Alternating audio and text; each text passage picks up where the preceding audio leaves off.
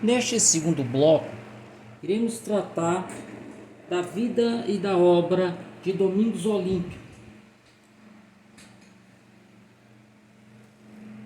Então, de imediato, trazemos aqui alguns dados sobre a vida do autor. Domingos Olímpio Braga Cavalcante nasceu em Sobral em 18 de setembro de 1851 e faleceu no Rio de Janeiro em 7 de outubro de 1906. Além de escritor, foi advogado, diplomata, jornalista e parlamentar. É o patrono da cadeira 8 da Academia Cearense de Letras. Deixou diversos trabalhos entre romances e peças, a maioria inédita em livro. Em 1873, bacharelou-se em Direito pela Faculdade de Direito do Recife, sendo contemporâneo de Castro Alves, quer dizer, conviveu com ele na faculdade. Voltando para o Ceará, exerceu a atividade de advogado e promotor público em Sobral. Em 1875, fundou em sua terra o Teatro São João, que ainda é um dos principais centros culturais da região e se encontra restaurado. Divergências políticas com a família Accioli o levaram a deixar o Ceará, para onde não mais voltou. Em 1879, atuou como parlamentar provincial em Belém do Pará, firmando-se como abolicionista e republicano. Em 1891, mudou-se para o Rio de Janeiro. Ali, advogando junto ao Supremo Tribunal Federal, não esqueçamos, que o Rio de Janeiro ainda era a capital do Brasil, venceu a ação em favor do estado do Amazonas na disputa com o Mato Grosso a respeito de limites geográficos. No Rio também exerceu atividade jornalística em periódicos como O Comércio, Jornal do Comércio, Correio do Povo, Cidade do Rio, Gazeta de Notícias e O País. Em 1892, dirigiu a revista Os Anais, semanários que contou com a colaboração de muitos escritores brasileiros e portugueses. Nesse periódico, publicou o romance O Almirante e trechos de O Irapuru, que deixou incompleto.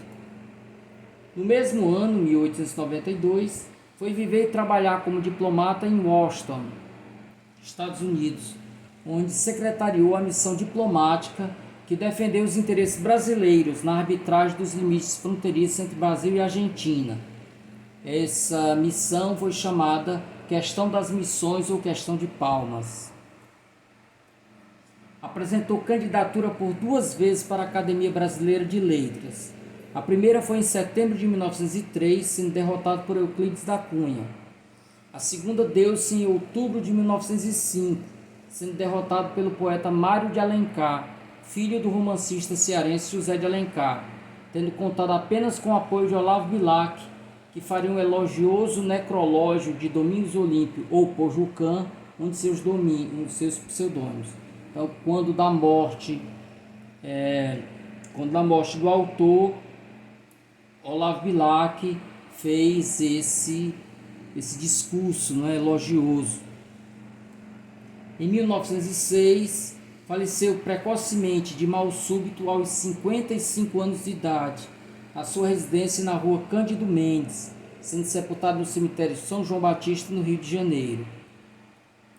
Contam-se entre suas obras, vocês verão que muitas estão aí sem data, algumas não foram publicadas, ainda estão inéditas, e outras eu não encontrei as datas, então preferi deixar aí marcado para ir completando à medida que eu fui encontrando. Então, Luzia Homem, romance, O Almirante, também romance, O Irapuru, romance inacabado, há muitas peças de teatro, A Perdição, Rochedos que Choram, Túnica Nessos, Tântalo, Um Par de Galhetas, Os Maçons e o Bispo. Além disso, ele também tem História da Missão Especial de Washington, quer dizer, um relato, um documento. A Questão do Acre, História, um texto historiográfico. A Loucura na Política, uma biografia. E Domitila, que também é uma peça de teatro. A sua obra-prima, todos assinalam, sem dúvida nenhuma, foi o romance Luzia Homem, né? Então eu também enviei para o Siga uma versão em cordel que eu mesmo fiz, né? Estou enviando 4 cordéis para vocês e um deles é esta minha versão de Os Lusíadas. Então, para quem não leu o romance, né? Trata de Luzia, uma moça muito forte, fisicamente muito forte, levantava tijolos, uma quantidade de tijolos que muitos homens não conseguiam levantar. Então ela trabalha na construção de uma prisão. Há uma seca muito grande em Sobral e para manter o povo com alguma ocupação, para ganhar, né, o dinheiro, alimento, víveres, o governo resolve construir essa prisão. Então ela trabalha nessa prisão e é cobiçada pelo soldado Capriúna, cidadão de maus bofes, né? Que tenta de todas as formas levá-la para a cama. No entanto, Luzia não se interessa por ele, mantém uma relação de amizade com Alexandre. Após Alexandre propor-lhe casamento, né, ele é preso por roubar o armazém que guardava. Na verdade, foi uma grande cilada montada pelo Capriúna, né? E ele vai levado para a prisão, porque ele guardava as chaves do armazém. Luzia passa a lhe visitar na prisão e sua amiga, a alegre Terezinha, cuida de sua mãe doente. Após um certo tempo, Luzia para de visitar Alexandre na prisão. Terezinha descobre que Capriúna era o verdadeiro ladrão e uma das assistentes de Luzia, e diz que a testemunha contra Alexandre mentia. O culpado é preso. A família de Terezinha aparece e ela, humilhada, fica subserviente a eles, especialmente ao pai que a rejeita. Então essa Terezinha, ela tinha sido abandonada pela família, né? Mas ela reencontra a família e passa a viver novamente com eles.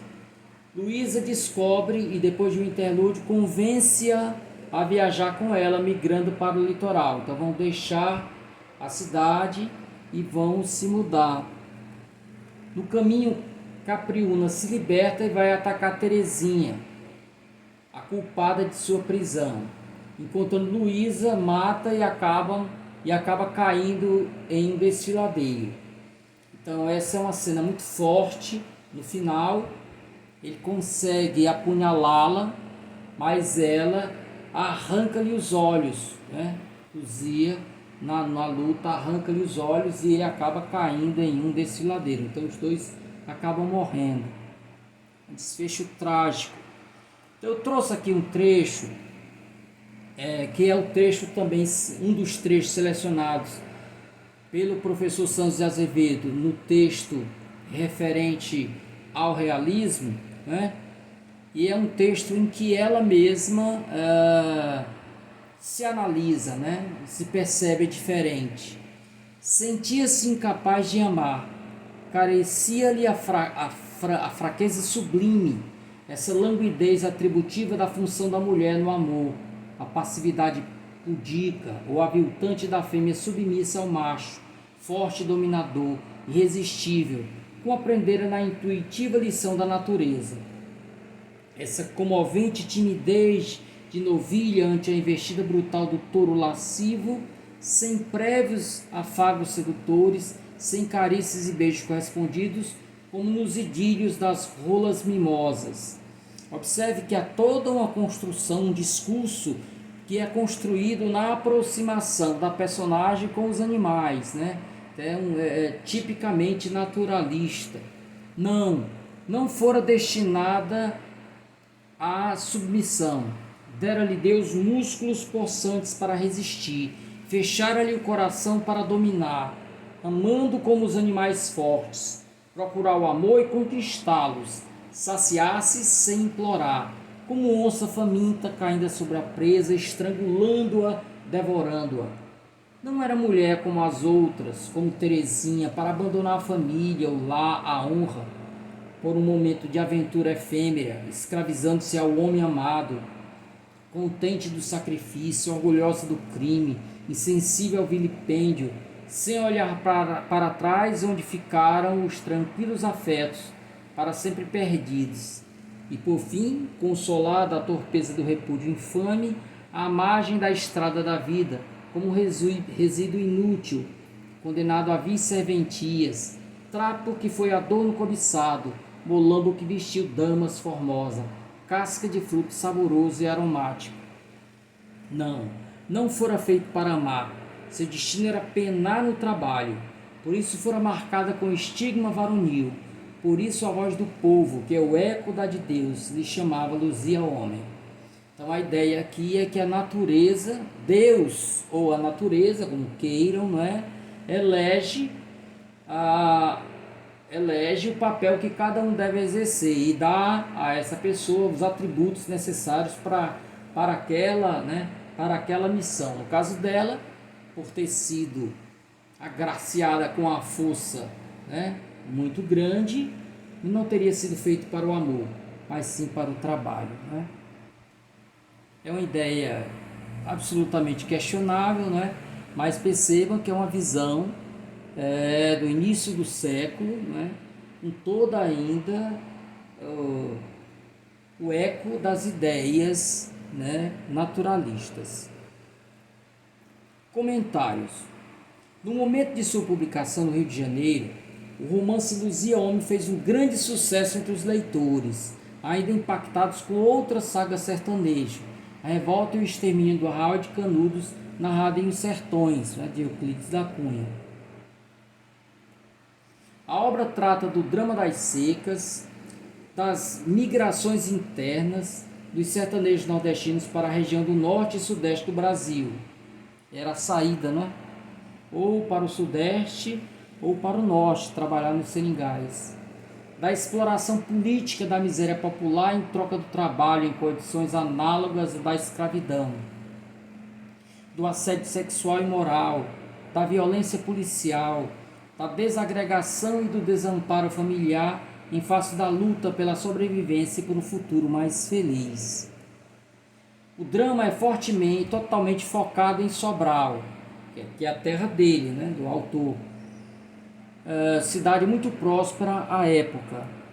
Repentinamente, os sobralenses, estrategicamente posicionados entre a região sertaneja e a litorânea, se veem em convulsão social, causada por uma das maiores estiagens que o polígono das secas brasileiras havia sofrido. Marcado pela fala característica dos personagens, Luzia Homem mantém duas características clássicas do naturalismo por toda a obra. Primeiro, o cientificismo, a linguagem do narrador. Há inclusive uma passagem muito interessante que é citada no texto do Sanzio, que vocês verão lá quando lerem o texto, né? Que é de um cientista francês que visita a região e ele se impressiona com a Luzia Homem, aquele espécime originalíssimo, né? Então, o cientificismo na linguagem do narrador e o determinismo, teoria de que o homem é definido pelo meio. No trecho apresentado, a própria Luzia Homem se mostra consciente de que era diferente das demais jovens. A justificativa é claramente de teor naturalista. Deus ou a natureza lhe dera habilidades que a direcionavam para a ação e não para a emoção. E por isso ela se aproxima dos animais. Dera-lhe Deus músculos possantes para resistir, fechara-lhe o coração para dominar, amando como os animais fortes, procurar o amor e conquistá-lo, saciar-se sem implorar, como a onça faminta, caindo sobre a presa, estrangulando-a, devorando-a. Eu trouxe aqui algumas considerações sobre a obra. Lúcia Miguel Pereira, isso mesmo, né? Lúcia Miguel Pereira, aqui está na obra do Leite Júnior, pictórico em Luzia Homem. Taciturna e forte, solitária e boa, a heroína, a Luzia Homem, é dos tipos mais complexos e misteriosos da nossa ficção, com alguma coisa de animal e até de vegetal, na sua simplicidade aparente e de muito humano na vibração interior. Aqui nós temos Maçom Moisés. Contrariamente a José de Alencar, cujos romances regionalistas se caracterizam por uma expressa intenção apologética, o sertanegismo de Luzia Homem procura respeitar fielmente a realidade dos fatos, por mais cruentos que sejam. Luzia Homem enfileira-se junto do melhor que nosso realismo produziu e cooperou para o clima de interesse efetivo pelo Nordeste, que viria a fomentar o romance engajado de 30. Então, o romance engajado de 30, Raquel de Queiroz, né? José Lins do Rego, Graciliano Ramos e outros tantos teriam tido uma grande referência em Luzia Homem. Olavo Bilac diz: a publicação de Luzia Homem foi um tão belo e ruidoso triunfo. Afrânio Coutinho nos afirma: com Luzia Homem escreveu-se possivelmente o mais belo realizado romance de seca nordestina e último naturalista típico, obra de intensa dramaticidade e estilo vigoroso. Por falar em Afrânio Coutinho, eu trouxe para vocês aqui um comentário muito interessante com o qual eu fecho este segundo bloco. Afrânio Coutinho nos afirma: o romance Luzia Homem é um dos mais importantes elos da cadeia do regionalismo nordestino. O sertanismo tem nele um pintor de paisagens e um caracterizador de personagens em que a ficção brasileira se deve orgulhar. Sua visão do interior cearense, tostado pela seca, adquire tons de intensa dramaticidade, com a luta renhida entre o homem e o meio hostil, que o esmaga e degenera.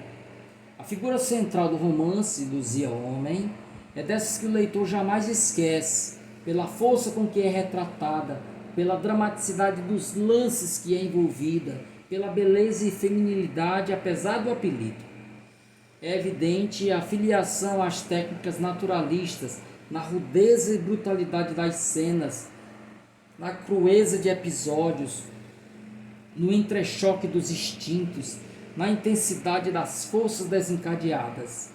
É um romance forte, de conjunto realizado em que se vê a inferioridade do ser humano em face das potências da natureza agreste e dos instintos selvagens.